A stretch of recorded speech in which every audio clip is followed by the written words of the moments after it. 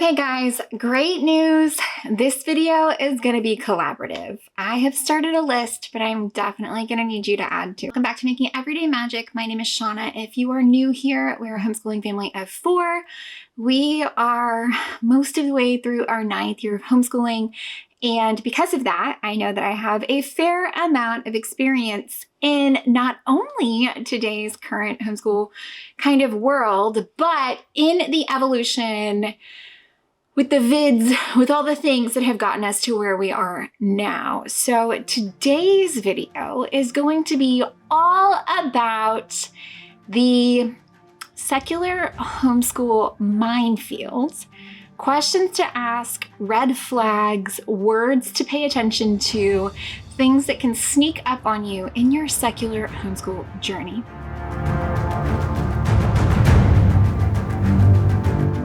Before we go any further, please scroll down, hit the big red subscribe button, turn on that bell for notifications, and give this video a thumbs up. As always, you can find me right down in the comments or over on Instagram at Making Everyday Magic. Okay, I have a very long list of things that I want to talk about today, so I'm going to apologize. I'm going to try to stay really focused. So the whole point of this video is that as we are approaching curriculum buying season for the 2026-2027 homeschool year, I feel like there's been a rise, and I think there's a whole nother video coming up on this soon because I feel like it's a really big deal, but I feel like there's been a rise in like homeschool business or virtual school, like the business of school, which I don't love. But there are more and more as homeschooling is becoming more prevalent, as more people are turning to homeschool. One, so many brick and mortar public schools are choosing to shut down various locations due to low attendance. Voucher programs are going through like crazy. There's just a lot of reasons why homeschooling is big bucks. And with that means there are a lot of companies that are trying to get their resources in front of you. A lot of companies that are trying to get you to utilize their product, and for honestly various reasons. So as we approach this season of the year, I want to tell you some things, some words, some red flags, some things to look out for that are complicated. Make the homeschool landscape complicated. So I'm going to start with words. Words that can be tricky if you are trying to homeschool your children without religious intent. If you are trying to homeschool secularly, these are things that can be red flags, words that have been co-opted, or parts that just aren't said out loud, that just the side eye, just give it the side eye, for reasons that, again, you've likely seen. And like I said, this video is collaborative. I know that some of you out there know what I am talking about. I know that there's more to add to this list. This is just kind of like a quick thought of what comes to mind. So first and foremost, let's start with words. There are things like, if it is non-religious, that does not mean it is secular. So for example, the curriculum kits from Timberdoodle that I love and use are non-religious. I know that that is not the same thing as secular. Okay, and if you want a definition of secular, I'll put the standard definition right here on the screen. Now, by no means am I saying any amount of extremism is too extreme. I completely agree with that statement. Okay, so any amount of extremism is too extreme. It is up to you to know what to decipher, what to use. I'm not saying if you're a secular homeschooler, you can never use any of these things. What I am saying is that maybe look a little deeper. Maybe give it the side eye. Maybe just be aware. Maybe a little alarm bell's going off. Maybe a little red flag pops up. And it's just something to keep in mind if your intent is secular homeschooling.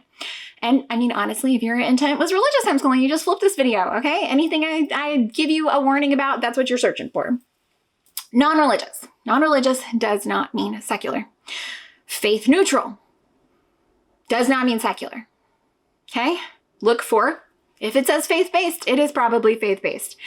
Some other words that have kind of been a little bit like co-opted to mean religious, but they've just kind of dropped part of it. So if you're getting a classical education in the traditional definition of the word, that means that there's Latin focus. It is not necessarily religious-based. However, I feel like religious-based homeschoolers and private schools and co-ops have started using classical as a way to say that. So classical, and then also worldview. The word worldview, it's like we just stopped saying the biblical part out loud, but it's intended. And so I think it's really important to pay attention to the words that are being used to know if you need to go further, because these are red flags. Again, not do or don't do. I'm not saying that. I'm just saying red flag. Okay. Look out for it. Wholesome. Wholesome implies that the reverse is not wholesome. Good, meaning it is a good thing to do. It is a good curriculum that, for whatever reason, has been hijacked to mean certain kinds of things in the homeschool world. Classical, worldview, good, character, because apparently character, I guess, means you can only get those values and goodness if you follow certain religious affiliations. Again, red flag, red flag, red flag. If you ever see a vaccine described as a jab, red flag, red flag. Let's truths. If you want your children to learn truths, good, wholesome truth. Doesn't that just make you think of a certain thing? Doesn't that just make you feel a kind of way? Especially here in the homeschool world. Creation, okay? If we're teaching creationism, not secular. It is not secular. If they are not teaching evolution, not secular. If they are telling you that they are providing you a balanced approach, no, not secular. They're trying to cater to everybody. No, no, no. Other things that make me side-eye, anything that is homesteady, look again. Anything that stresses parental rights, in the aspect, I'm all for parental rights, absolutely. But my rights as a parent does not supersede my child's rights as a human, okay? So that, if we're towing that line, family focus, which you think, again, is a good thing. All of these are inherently good things, right? So good is good. Character is good. You want your kids to have good character, good values. Any of this in relation to a curriculum, in relation to a company, even remotely associated with anything educational, red flag, red flag, red flag. And it is because all of these terms have been hijacked to mean something else. All of these terms are said out loud so that the rest of it can be kept quiet and doesn't need to be said. Okay, family focus. If we're talking about family focus, for whatever reason, secular people, I guess, just aren't family focused. Anyways, family focus and anything that is even remotely trad wifey. These are things, they give me a little bit of the ick. If I hear 2 or 3 of these things, I know that is not for me. It is not for me. Google, ask questions, look on the about me's. If there is something, there are some things that really come across as pretty great. And I'm going to name drop those here. So you can take offense if you want to. I don't care. Tuttle twins, not secular. Noeo science, N-O-E-O science, not secular. They come across as being neutral. They come across as being okay. They come across as checking the secular box. No, no, and no, and no. And if in the instances of curriculums such as the good and the beautiful, you have to drop so much of it to make it work for you, not secular, guys. Not secular. And again, you do you. You decide what your threshold is for your family. I just want to provide the service here of letting you know the things that you need to click in and say, wait, let me take this one step further to make sure that it does suit what you want, okay? Because so increasingly, all of these companies are out to, honestly out to mask what their intent is. And that is in an effort to sell things.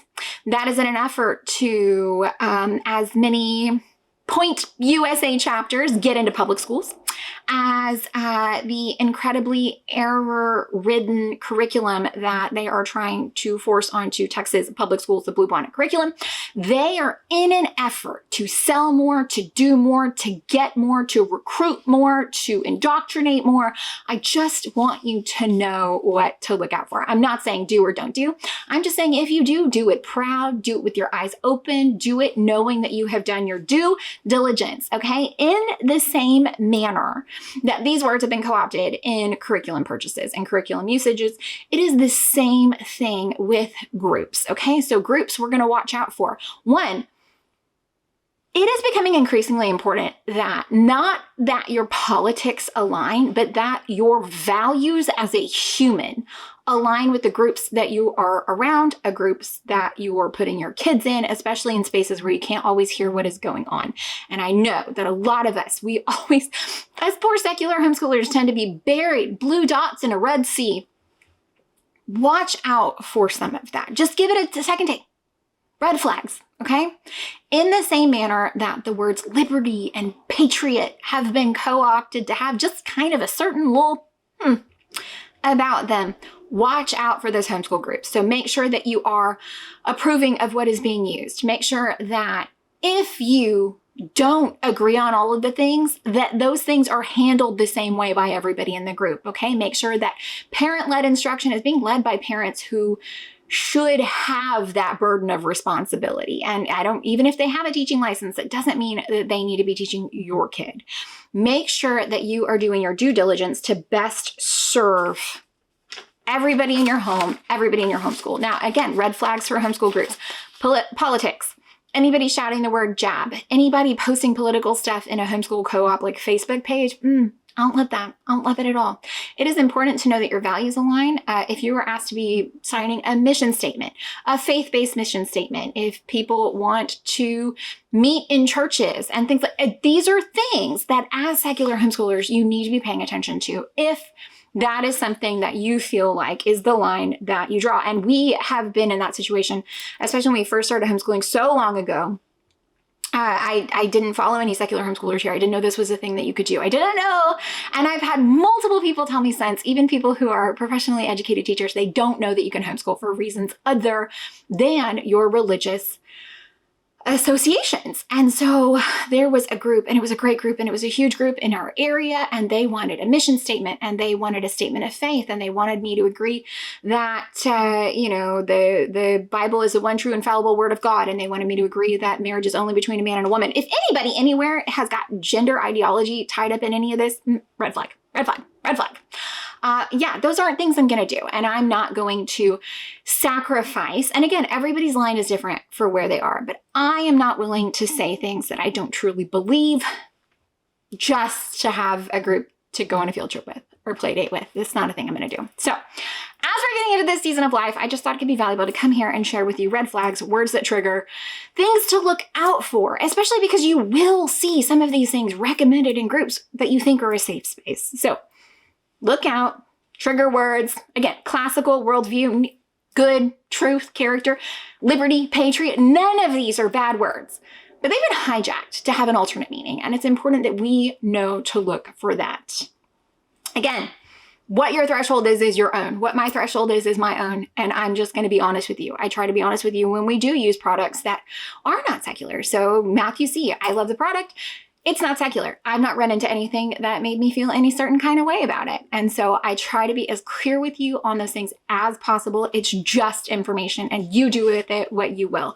But you need to know where your standard is, where your threshold is, and what to look out for. Because what I don't want happening to you or for you is that you get in and then, oh, guess what? Now here somewhere and I can't use the thing I've paid for, or I can't go forward in confidence with this, or we found glaring errors based on, a faith-based science. I just want you to have the information and to go forward. And I know that there are many of you out there who can add to this. So drop on down in the comments or over on Instagram and let me know, what are your red flags? What are the trigger words? What are the things that make you go, oh, wait, pump the brakes? I would love to hear it. Again, there's so many. There's so many. And I feel like it's because so many things are actively searching ways to kind of like get you in for whatever it is. And so just be wary out on them streets, y'all. Everybody, I hope that you found any of this helpful, entertaining, or informative. If you did, please scroll down, hit that big red subscribe button, turn on that bell for notifications, and give this video a thumbs up.